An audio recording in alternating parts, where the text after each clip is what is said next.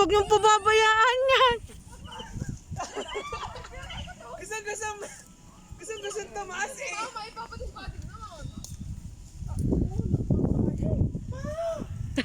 Mainit kasi.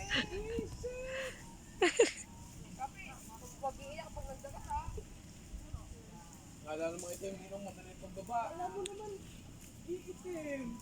Mahirap ang pababaha. Ano ganun mga yan? Oh, siya no? Pag sa ganda doon. Kasi Andres, balik ka na. Huwag niyong pababayaan yan, ha?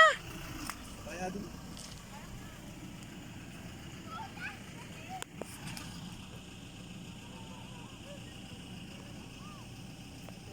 Diyos ko, mga anak ko.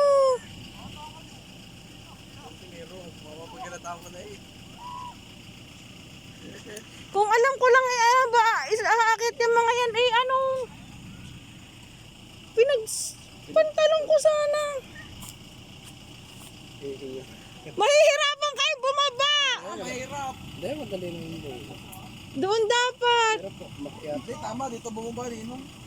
Dapat may tali. Nahawakan, nakatali sa puno. Kasi pag na, yan, nakadapa na lang. Susunogin na yan. Ano to, isang punong ito, be?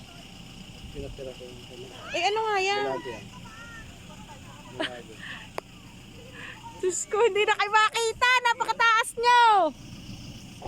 Mas maganda sa tuktok yun. Yun na yung tuktok. Yung punong malaki. Kala mo lapit, pero pag umakyat ka, ang layo pala.